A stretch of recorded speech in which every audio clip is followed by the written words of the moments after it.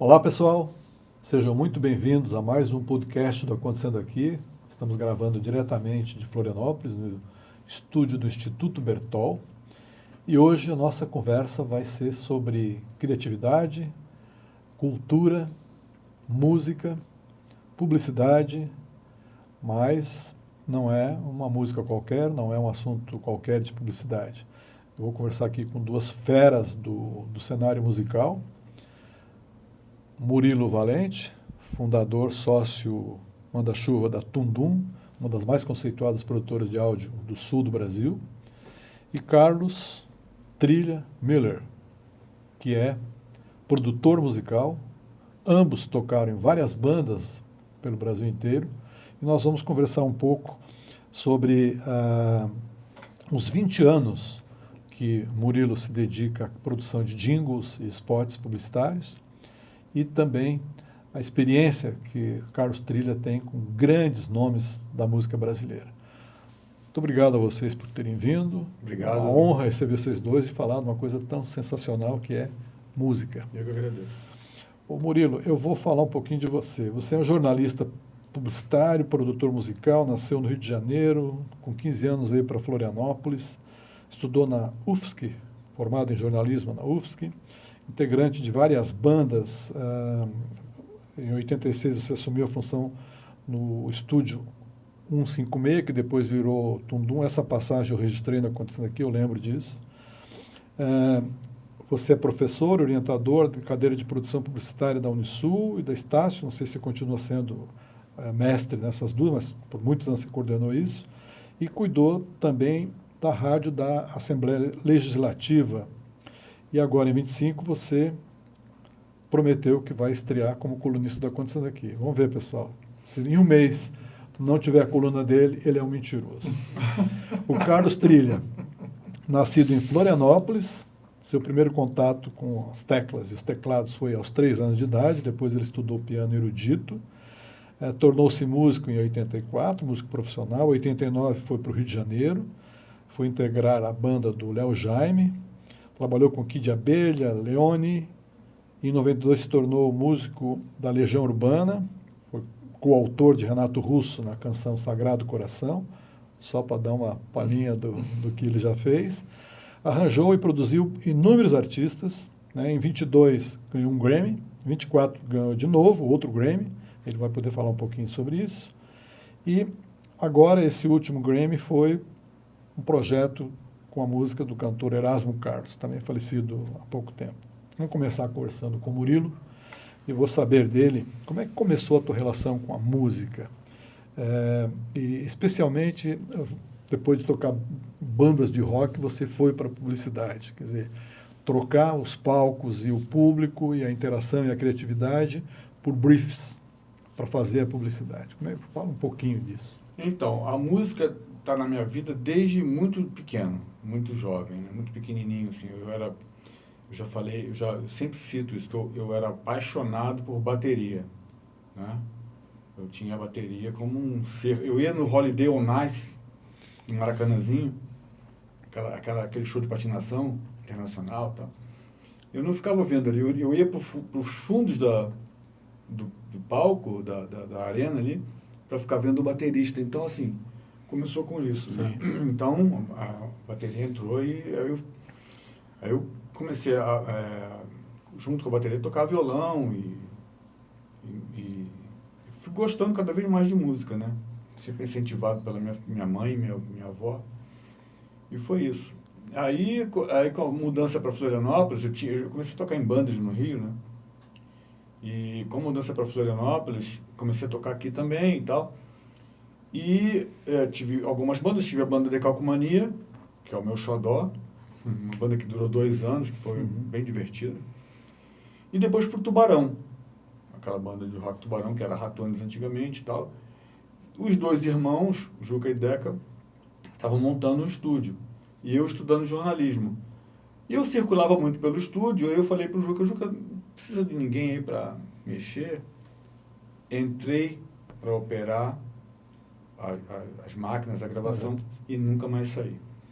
Então, e a publicidade te pegou como? assim, Porque o estúdio era um estúdio de gravação de música. Já era de publicidade também? Já direcionado à publicidade. Então eu comecei a conviver muito com a publicidade, muito. E são vários anos, né? Foi 86, isso quer dizer, eu... Já está com 40 anos. Sou tão velho assim? 40 anos de profissão. Você acabou de confessar 86, fiz as contas, 40 anos. Quase, 38. Mas então entrei nesse mundo da publicidade e estou até hoje. Eu conheço o teu repertório da Tom Boom, milhares, não posso dizer com certeza que são milhares de produções que vocês já entregaram aqui em Santa Catarina. Qual é o briefing ideal para um produtor musical para a publicidade, como você? Quer dizer, Um briefing de jingle, por exemplo? Para criar um jingle. Qual é o briefing?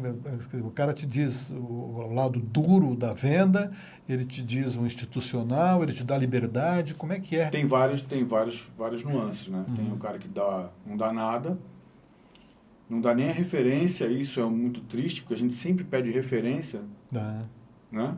Vou fazer um jingle da ótica.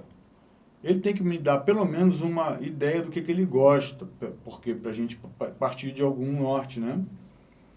E tem aquele cara que não dá nada e fala assim, não, vai aí no teu feeling que você entende mais que eu. Aí você vai lá e faz uma coisa no teu feeling e ele fala, era isso que eu não queria. Aí eu digo, então tá, porque... Aconteceu muito isso, não? Muito. Então, assim... Mas é a agência de propaganda que diz isso ou é o anunciante que... Não, a agência de propaganda. A agência também diz isso, né? A cada vez menos, né? Mas o ideal é ter essa referência, ter o conceito do que ele quer passar, a necessidade dele com relação à música, né? E algumas palavras-chave. Se tiver letra, alguma letra rabiscada, é bom. Senão eu crio tudo. E aí a gente parte para isso. Eu vou lá, eu escrevo a letra, faço a letra, apresento a letra, ele vai aprovar, vai mudar alguma coisa ou outra, e aí parte para a produção musical da peça. Quando você está criando isso, você leva em consideração o que vale para você primeiro? É a música, é a letra ou é a marca e as campanhas publicitárias dele? Você falou agora que você escreve a letra, mas você já tem a música pensada? A letra... Ou a música vem antes e aí você escreve a letra em cima da música? Então, você é um músico, né? Assim, como é que é? Eu tendo a referência, vamos dizer, ele quer um reggae. Eu vou falar no caso que está acontecendo agora. Tem um cliente que nesse momento está acontecendo, tá? Ele quer fazer um jingle com uma referência, eu vou esquecer o nome dela, obviamente, uma referência de uma música que é uma música de violão, com ukulele, feliz, leve e tal. Então, eu tendo a referência, eu já parto para a letra com alguma ideia cantarolada. Já cantarola no tempo e na ideia da música, entende? E assim vai. É meio caminho andado quando você tem essas informações, né? Eu sou um ouvinte de rádio, eu não sou profissional de rádio, muito menos músico como vocês dois. Mas eu sinto assim uma falta de criatividade na publicidade no rádio hoje. Eu até vejo muito comercial em rádio tocando a trilha do filme de televisão. Quer dizer, e todo mundo faz tudo igual hoje no rádio. Quer dizer, o pessoal desprezou a criatividade no rádio? Qual é a tua opinião? Isso é Você que faz bastante coisa para a rádio. Sim, é uma coisa triste, né? Porque o rádio tem um potencial incrível, né? Então... Quando as pessoas partem para o texto simples, texto vendedor, simplesmente sem nenhuma ideia criativa, é um problema, né? Você vai perdendo a graça do rádio, que o rádio, sempre foi uma coisa muito criativa, que mexe muito com a imaginação. Sim, né? Sem dúvida. Então, assim, um tempo atrás, a gente sentindo esse problema, eu cheguei a te mandar até a criação do mundo. Eu e meu pessoal lá no estúdio, quando era 156 ainda, a gente criou uma peça que era a criação do mundo. Deus criou o mundo e esqueceu de colocar o som nas coisas. E essa é a ideia. E a gente começou. Então são 7 minutos e 15 mexendo com tudo. Deus fala, o anjo Gabriel fala, e o presidente era o Fernando Henrique Cardoso, a prefeita era Ângela Amin, o Lula não tinha ganhado nada. Então a gente faz uma brincadeira, tinha umas novelas no ar. A gente fez essa peça e a gente distribuiu para as agências. E foi muito certeiro, porque logo em seguida a Neovox criou um spot simples. Ricardo Pisani, que é um craque, de uma seguradora, SMJ Seguros, e foi um sucesso. Nós ganhamos o Colunistas. Mas não foi o Colunistas local, foi o nacional e foi o Grand Prix. Olha só. A gente bateu o Nizanguanás, bateu todo mundo, quer dizer assim. Parabéns. Ou seja, a gente conseguiu, com essa peça, mandando para as pessoas, dar uma mexida na coisa da criatividade, porque o rádio é muito legal de você brincar com ele. Né? Dá para fazer, se tiver boa ideia, ele vende muito mais do que outros meios. Com certeza. E a publicidade sem graça, vamos dizer assim, ela exige muito mais veiculação do que uma publicidade criativa. Se você tem uma grande ideia bem executada no rádio, ela vai vender muito mais rápido do que uma publicidade com texto simples, como você falou. Quanto tempo demora para você produzir um comercial, um jingle bem trabalhado? Hoje, com a tecnologia, eu acho que você faz um estúdio sem ninguém, não é isso? Isso é muito variável. Não é mais rápido? É muito variável. Não, o problema Depende o tipo de estrutura e arranjo que é proposto. Né? Às vezes a gente produz em alguns minutos e às vezes a gente leva 3 dias para conseguir chegar num resultado satisfatório, pelo menos para nós. Sim. E assim, às vezes a gente está fazendo um negócio lá e daqui a pouco a gente fala assim, pô, não é nada disso. Tá legal. E joga tudo fora. Joga fora e começa de novo. Amanhã começa toda uma outra vida. Zero. E também tem a questão das agências, né? Qual é o prazo? Eu sempre brinco, o prazo para as agências é sempre ontem de manhã. Sempre. Ontem de manhã tem que estar pronto. Então, assim, e a gente cria tem técnica, mas tem que ter alguma inspiração, algum momento de, vamos fazer música, não é uma coisa simplesmente técnica. Tem técnica, mas tem que ter um feeling, tem que ter uma emoção para você criar a peça, né? Pois é, da época que você ganhou o prêmio, que ganhou até de Nizam, no Nacional, Grand Prix, o grau de exigência era e hoje, passados, sei lá, 10, 15, 20 anos, é outro. A exigência está menor, o brief é mais mal passado, antes briefava-se melhor. Eu acho que assim, o briefing ele é mais simples, porque as pessoas não estão com paciência de criar umas coisas legais, né? Desculpa aí se alguém se sentir ofendido, mas assim, a Neovox SMJ, o chefe era o Fábio Veiga. O Fábio Veiga não brinca, né? Ele é rigoroso, assim, então já levei tanta bronca dele. Nada disso, rapaz! Vai troço direito! Mas ele é minucioso na coisa, né?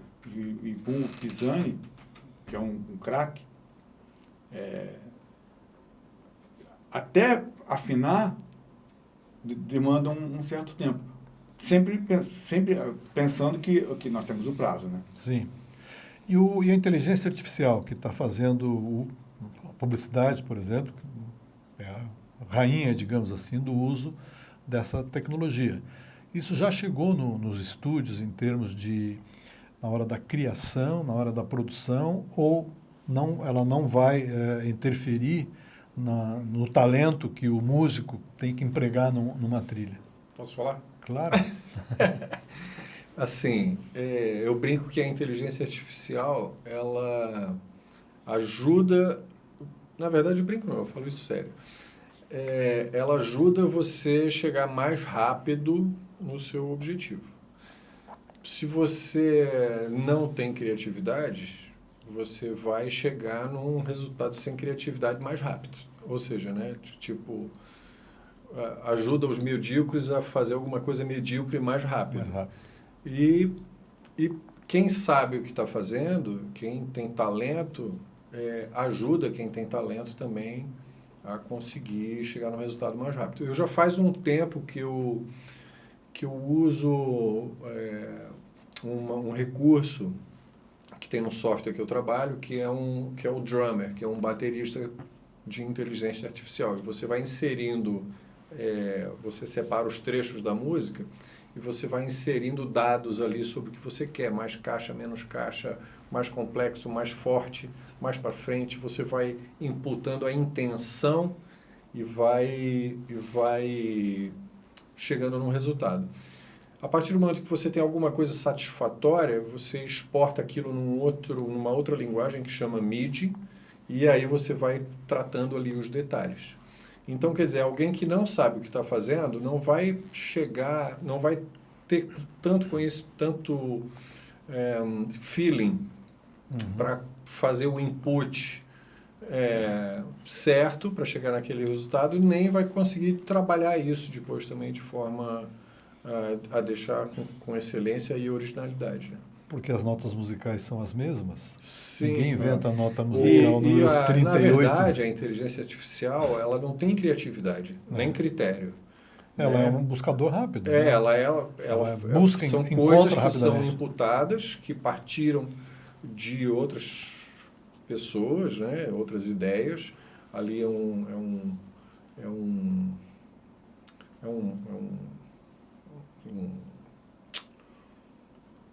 resumo de ideias, né, que são justapostas, e se você não tiver critério, aquilo não vai ter excelência nem vai ter criatividade. Né? Não vai ficar bom. Se você for um produtor medíocre, um compositor medíocre, o resultado vai continuar sendo medíocre, com inteligência artificial ou não.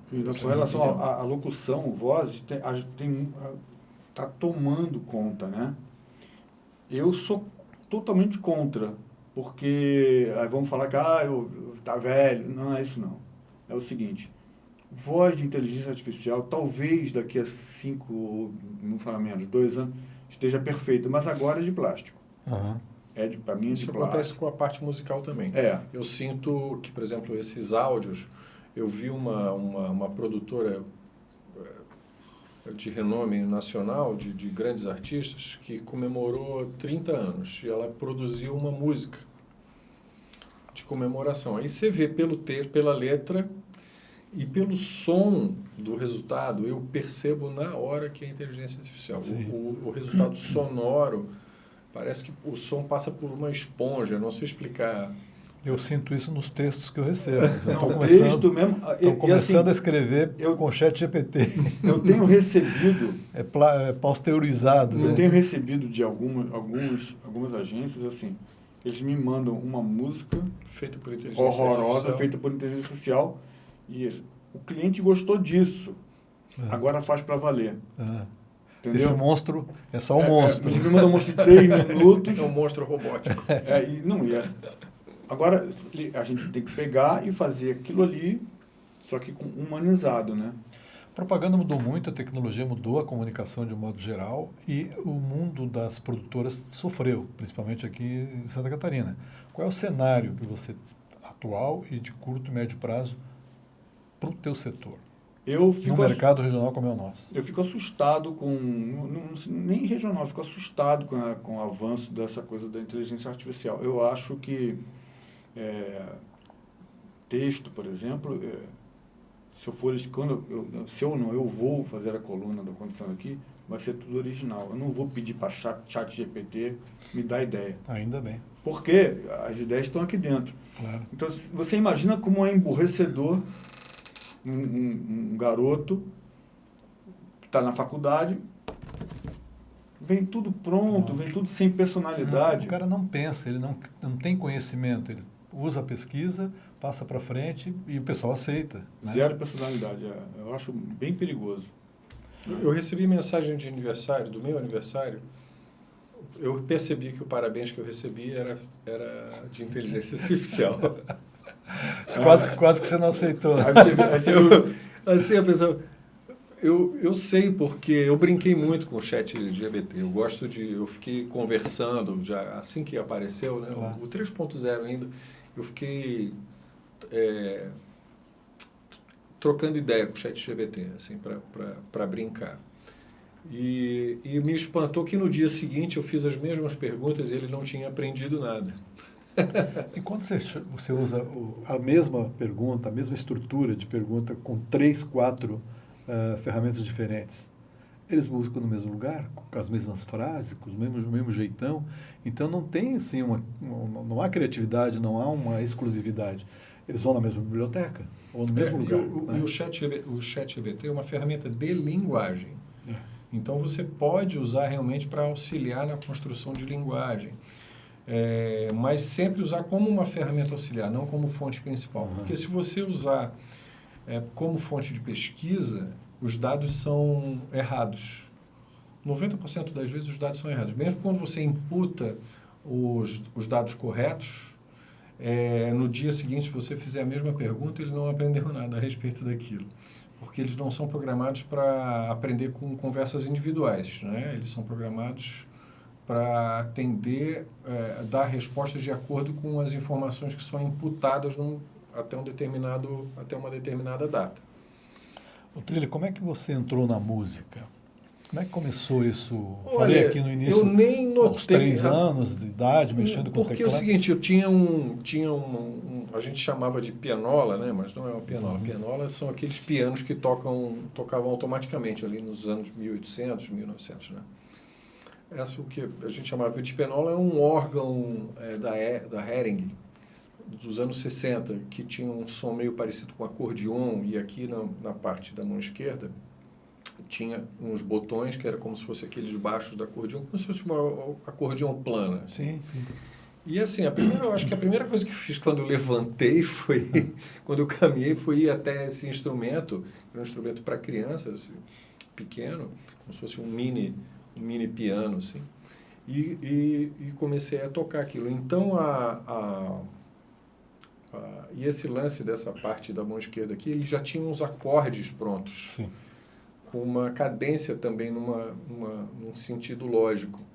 Então, você, só tocando uma sequência aqui desses botões, já fazia música.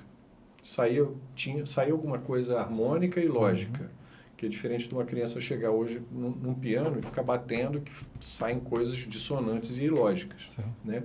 Então, eu acho que aquilo ali, de certa forma, me mostrou um pouco o caminho harmônico, assim.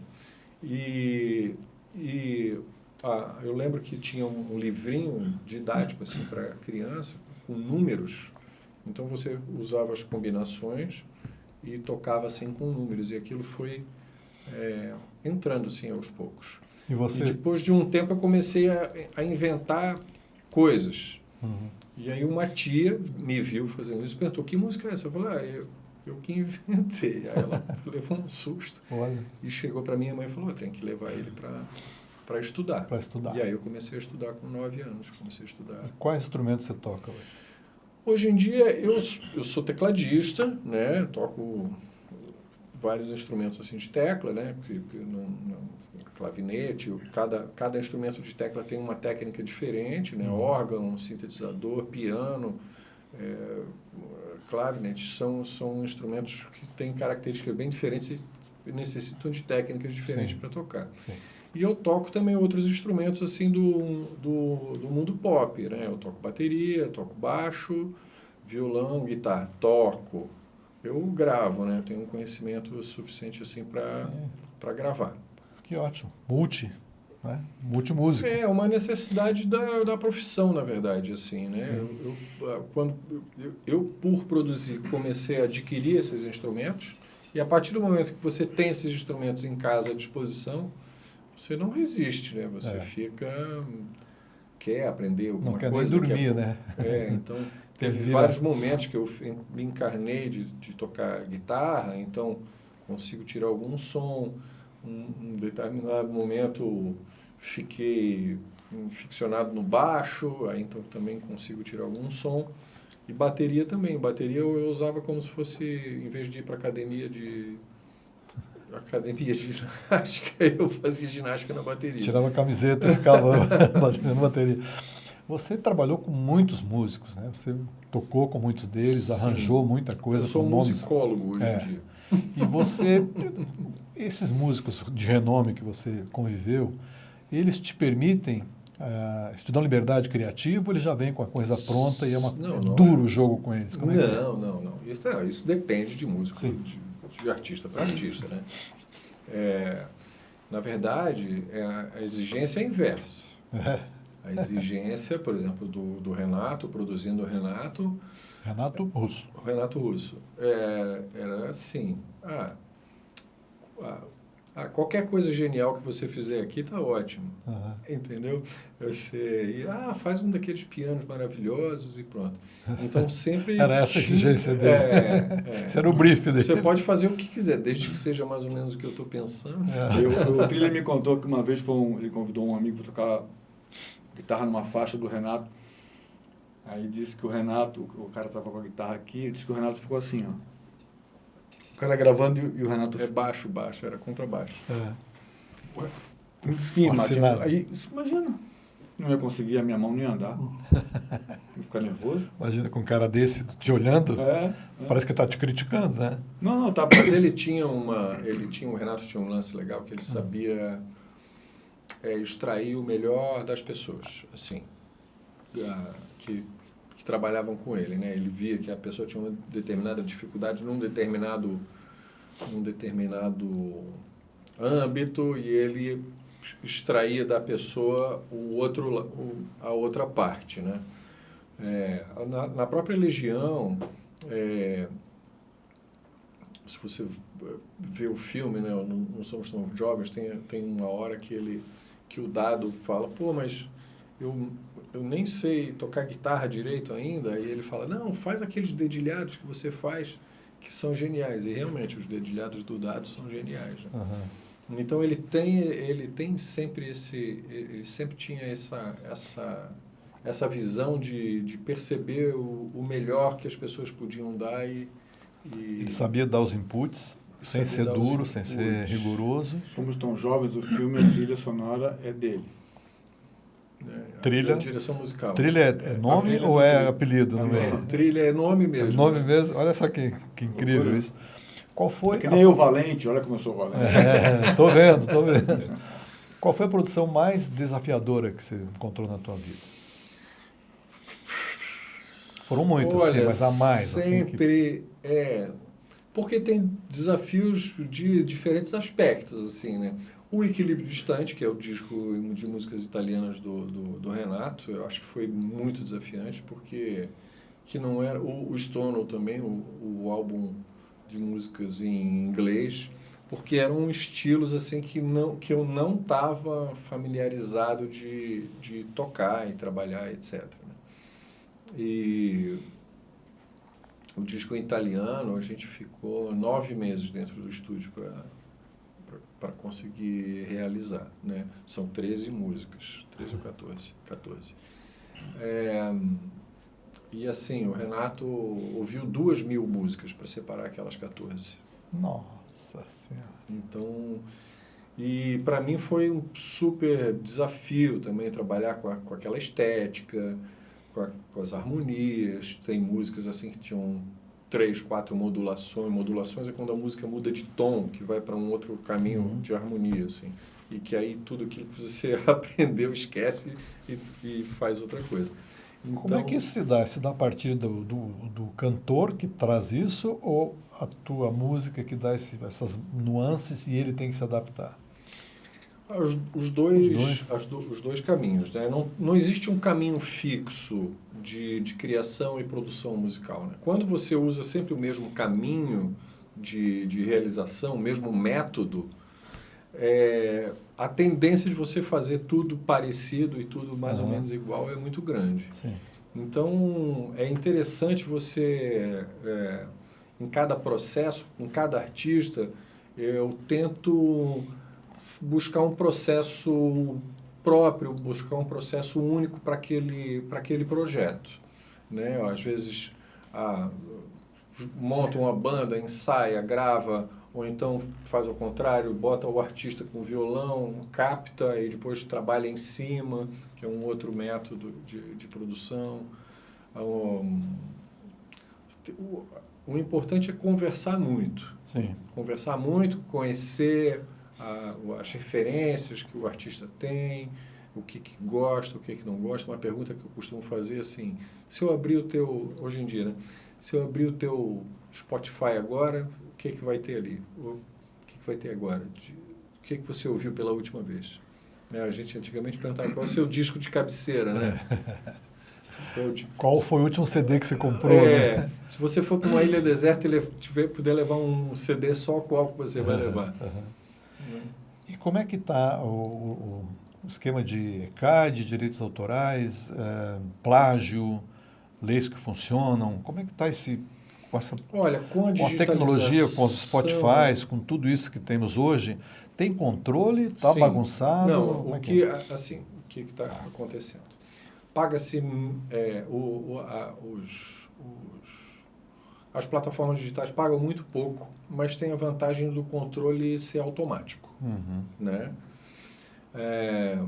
Então acaba que no final das contas você ganha mais ou menos a mesma coisa do que na época que só tinha o rádio, porque também o controle, porque o rádio antigamente pagava só as 1000 primeiras músicas, 1000 mais tocadas, ou então era um número assim, tinha um número limitado que eles podiam realmente fazer o levantamento e pagar. Se você não tivesse dentro daquele número, Não ganharia? não ganhava nada, né, na rádio. Então esse controle antigamente era feito manualmente, né? E muita coisa se perdia, né? Ou existia o recolhimento nos shows, que as pessoas, que existe ainda, que as pessoas declaravam o repertório, então os autores recolhiam bem dali, de festas é uma coisa que paga muito bem. Por exemplo, se toca uma música numa festa, o autor ganha R$130, dependendo de onde for. O autor de uma música que tocou numa festa, dependendo da quantidade de pessoas. Sim. Uma execução numa rádio no Sul, uma única execução, paga em torno de 200 e poucos reais. Então, e aí isso é dividido entre o autor, o produtor fonográfico, os músicos, né? No Brasil, os direitos conexos começaram a ser recolhidos só a partir de 1985. Foi uma luta grande, que infelizmente a pessoa que lutou por isso, depois ela foi rejeitada no meio artístico, ela nunca mais trabalhou. Que maluco isso. Um baterista, esqueci o nome dele agora. E hoje em dia tem essa vantagem da tecnologia que detecta o que toca na TV, detecta o que toca no rádio, e as plataformas digitais já fazem isso automaticamente. Então, hoje em dia está mais confiável esse resultado. Vou te dar um testemunho disso que você falou. Às vezes eu estou num evento gravando uma entrevista com alguém e está tocando uma música no fundo, por alguma razão, e aí eu publico o vídeo dessa pessoa não acontecendo aqui, no YouTube e tal, e aí vem um aviso. Essa trilha não está autorizada no seu país. Isso é inteligência artificial. Está vendo? Pois é. Mas, isso é então não tem artificial. Inteligência artificial a favor dos músicos. Pois então, isso aí funciona. Funciona. Né? Então tem mais esse... E como é que são as plataformas, o Deezer e Spotify e outras tantas que tem aí? Eles ajudam o artista a ter mais audiência, a vender disco? Qual é a receita que hoje os artistas têm com o Spotify, por exemplo? A receita é a mesma de sempre, dinheiro. Sim. Dinheiro e contatos, bons contatos. Sim, mas como é que ele ganha do Spotify? Ele ganha por execução? Eu faço a minha playlist? Como é que o Spotify remunera o artista? Você tem uma conta, por exemplo, no Spotify, eu recebo pelo PayPal. Você abre uma conta no PayPal, você registra lá no Spotify. Eu sou produtor fonográfico, sou compositor, sou produtor musical também. Então, o Spotify, eu tenho uma conta no Spotify como artista. E registra as tuas obras? Sim. Você registra? Sim. Eu tenho uma conta no Spotify como artista, tenho uma conta no Spotify como produtor fonográfico. E o que é arrecadado das faixas que eu participo, que eu sou dono, ele deposita nessa conta no PayPal e eu baixo... E ele confere se você está... Como é que você comprova que é tua aquela obra? A obra, quando você sobe na plataforma, você precisa preencher um questionário antes de tentar. Você preenche tudo. Por exemplo, eu fiz um álbum E você não pode subir direto na plataforma, você precisa de um agente chamado agregador. Esse agregador, que são as distribuidoras... Tipo, Abramos. Não, tipo CD Baby, ou DistroKid, ou OneRPM, que também é gravadora, que também funciona como agregadora. Então, essas agregadoras, na hora que você está subindo a obra, tem uma série de exigências. Eu, por exemplo, eu fiz um álbum com músicas da Nação Zumbi, eu tive que mostrar a minha autorização, eu tive que subir também junto com os fonogramas, a ficha técnica, né, que você já preenche ali online, mas eu tive que subir também digitalmente os documentos de autorizações dos autores para comprovar que eu tinha as autorizações de vida dos autores para fazer aquela publicação, né? Então eu acho que está tudo muito bem regulamentado. A única coisa que me incomoda, não é só a mim que incomoda, é o valor do que é repassado aos artistas, que ainda é muito pouco. Centavos de dólar por execução. Não, fração de centavos, né? Então, basicamente, para você ganhar $1.000, é 1 milhão de plays. Os caras são complicados. Eu tirei essa remuneração, essa monetização do acontecendo aqui por causa disso. Você deixa o cara botar 1 milhão de impressões no teu conteúdo, ele te manda $40 no final de um mês. Não, tira, nunca mais. Nem quis. Falei, fica aí. Vamos falar do Grammy, que é um orgulho para Santa Catarina. Né? Tem um cara aqui com 2 Grammys. Você ganhou um em 2022 e 2024. Eu não vou falar do critério do Grammy, porque é imbatível a qualificação de quem vai lá para escolher, para premiar. Mas como é que você... eu não conheço os trabalhos que você ganhou o Grammy. Sei que tem o Erasmo Carlos na história. Onde que o Trilha entra para ganhar esse prêmio? Quem mais estava no palco? Você é autor, você é compositor? Dá uma ideia dos 2 prêmios, para o pessoal compreender o que é um Grammy na vida. O Grammy é assim... o Grammy é um prêmio da Academia de Gravações, né, da Academia Americana de Gravações. Né? Então, o prêmio é para todos os envolvidos naquela produção fonográfica. Quem ganha o Grammy? O artista, o produtor musical, o engenheiro de mixagem, né, ganham troféus. E o engenheiro de masterização e os músicos ganham um documento oficial. Um certificado, exatamente. Né? E grana não? Dinheiro não. Não, né? É um troféu, não é um prêmio. É um reconhecimento. É um reconhecimento, a grana vem depois. Porque é um aval de que aquilo que você está fazendo tem qualidade técnica, tem qualidade artística. E assim, quem vota são músicos, engenheiros e artistas que fazem parte da academia, que tem o poder de voto. Né? Eu também voto. Né? E é isso. É uma coisa... No nosso caso, como a gente está fazendo as coisas juntos, às vezes eu sou o chefe dele, às vezes ele é meu chefe. Eu já falei isso. Eu, como chefe, sou bonzinho. Eu aceito, acato. Ele, como chefe, ele fala, não. Faz de novo. Mentira. Bom, ele dá uma de Fábio Veiga contigo também? Tá. Eu acho legal porque é uma... Apesar dele ser assim, ó, um garoto simples, ele é uma sumidade, né? Ele é um cara que... Depois de 2 Grammys, você tem que chamar ele de senhor, né? Senhor Trilha. Tudo bem com o senhor?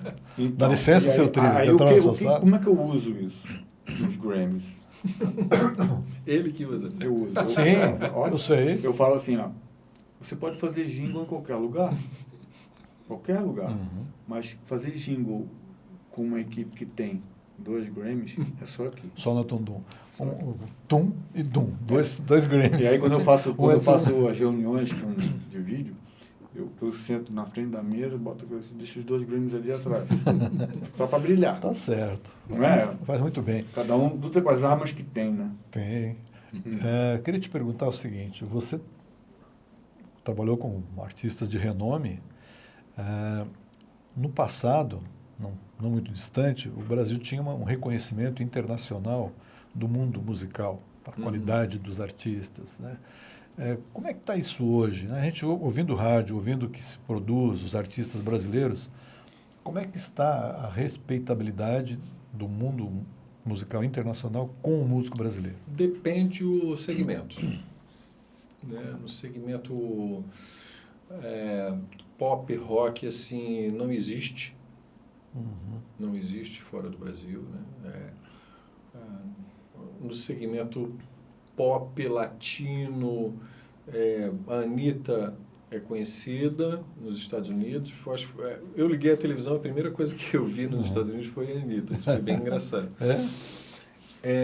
Mas, assim, os músicos brasileiros são muito respeitados mundo afora. Os músicos têm uma coisa do ritmo do músico brasileiro que é diferenciado, assim, em relação aos músicos americanos, aos músicos europeus. A gente tem uma coisa rítmica que é uma coisa natural da nossa música. Swing natural, seria?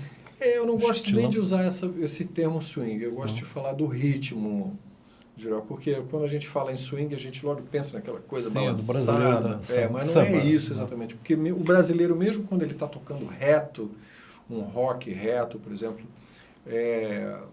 ele tem um tempo mais fluido normalmente do que eu percebo. É claro que eu estou falando de forma muito genérica, né? Então, eu, por exemplo, fui em Nashville, fui num lugar que tinha uns músicos de country tocando, aí... E na hora eu percebi que o guitarrista estava correndo, né, por exemplo. Aí eu fiquei até pensando num amigo meu, guitarrista aqui de Floripa, até o Juca, que foi nosso professor, o Paulo Mai, né, lá no 156, que a gente tem, aliás, só um parênteses aqui, a gente tem isso em comum, eu e o Murilo, nós tivemos o mesmo professor no começo, que foi o Paulo Mai, né, o Juca, que nos ensinou a gravar e etc.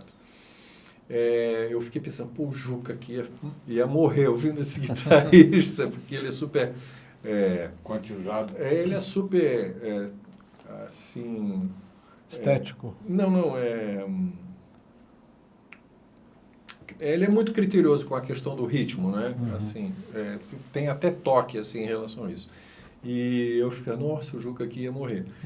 E eu tenho um amigo meu, eu tenho alguns amigos músicos que moram nos Estados Unidos e eles são muito requisitados lá por essa questão. Quando você ouve o Michael Jackson, aqueles ritmos é de um brasileiro chamado Paulinho da Costa. Olha.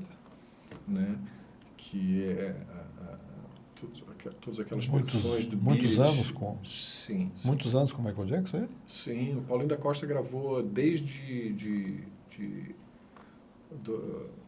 dos primeiros álbuns que o Quincy Jones produziu, a partir de 1979, já é o Paulinho da Costa na percussão. Olha que interessante. Então, a gente tem essa fama por aí, né? A música brasileira, ela é muito bem recebida, assim, no Japão, na Europa, né? Mas, assim, no universo mesmo da indústria, é muito pouco. Hoje em dia, aquilo que aconteceu com a Bossa Nova nunca mais aconteceu. Pois a pergunta era essa, porque na época de Tom Jobim, João Gilberto, Sinatra vinha e tirava chapéu. Então, em determinados nichos, né, uma coisa assim mais nichada, como a gente fala, então aí tem esse respeito, né?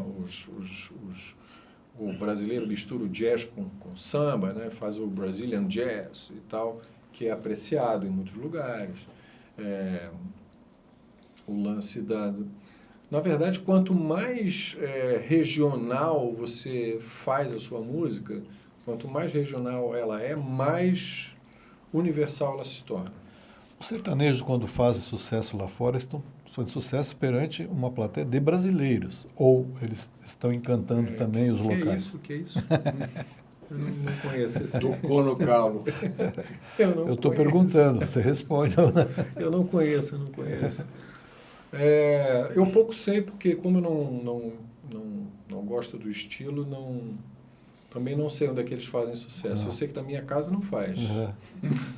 Nem na minha. Bom, mas fazem sucesso pra caramba, né? Veja a Globo só toca, né? Eles são tocam organizadérrimos, né? Então, eu não sei se tu concorda com isso, mas são muito organizados. O que o rock não tem. Você vê aquele Sorocaba e Fernando em Sorocaba, eles têm o controle de tudo, pelo menos de 80% da produção. É porque é o seguinte, é uma coisa que se perpetua em sentido por causa do poder econômico, né? Então é uma coisa que não dá para. Foi um momento que a música entrou em crise e a crise o boom do sertanejo foi um momento em que a indústria entrou em crise com a pirataria e ao mesmo tempo o agronegócio que bancava os artistas sertanejos também injetou muito dinheiro. Sim. Então, eles tomaram conta... E muitas marcas, né? Sim, cerveja e tal, né? um caminhão de dinheiro. Né? E depois de 20 anos, passa a fazer realmente parte da cultura, aquela estética, né? Mas, assim, a grosso modo, é um estilo que não traz nada, assim, no meu ponto de vista, de interessante estético, nem das letras, nem de arranjo, é sempre uma mistura. A mesma mensagem sempre. Não, e é sempre uma mistura que... eu digo que é Siri com Todd, né? Quando, tipo, o cara mistura guitarra distorcida com acordeon e tal, mas não é de uma forma...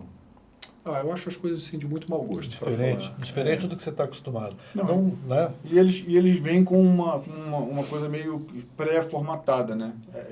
Segue uma moda, então tem um produtor lá, que é o Bambambam do sertanejo, que ele vai lá e bota todo mundo igual. Fica tudo... na verdade é que vai de contra um pouco as coisas que eu admiro. Sim. Então, eu não...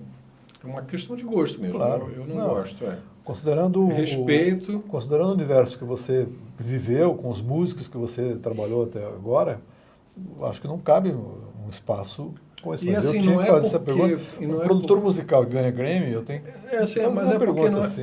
Fala assim, tem que respeitar. Não, tem que respeitar. Não respeito, não. Musicalmente, respeito como cidadãos, como pessoas. Mas você não é fã, você não admira. Eu não tenho... E tem uma coisa que pega para mim, na verdade, é a intenção por trás do artista. Então, eu admiro, na verdade, os artistas que têm uma conexão visceral com a arte que estão fazendo, e aí aquela arte se relaciona com as pessoas. Sim. O que eu vejo, que não é só no sertanejo, mas em muitos outros estilos também, e rola, que às vezes o artista ele busca uma relação com o público, que é assim, falar no bom português, quero aparecer. O que eu vou fazer agora aqui para chegar para aparecer, não importa. Eu vou fazer forró eletrônico, eu vou fazer o que tiver na moda e pronto. O que eu quero é fazer sucesso. Sim. Então, esse tipo de artista não é o tipo de artista que me atrai e nem me causa admiração nas pessoas que estão ali fazendo sucesso com aquilo. Porque tem muita gente que passa a respeitar devido ao sucesso e passa a admirar devido ao sucesso. Não é o meu caso. Né? Perfeito. Está respeitada a sua opinião. É isso aí.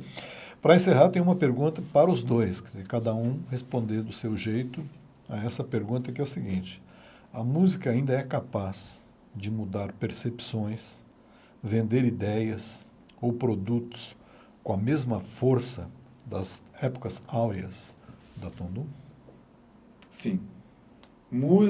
A música, antes de ela ser produto, ela é a trilha sonora da vida. Então, sempre vai causar alguma coisa. Sempre vai te remeter a alguma coisa. Já falei isso várias vezes. O espírito da música, ele é uma coisa que move, entendeu? Então, eu acho isso. Não tem época ruim para música. Quer dizer, a música tem espaço na publicidade, que é o teu negócio. Muito importante. E as pessoas tem têm a competência de fazer essas transformações todas. Quando eu dei aula nas faculdades de produção de rádio, eu brincava com os alunos que eu falei assim, a cadeira o curso de publicidade e propaganda teria que ter, de qualquer maneira, uma introdução à música. Uhum.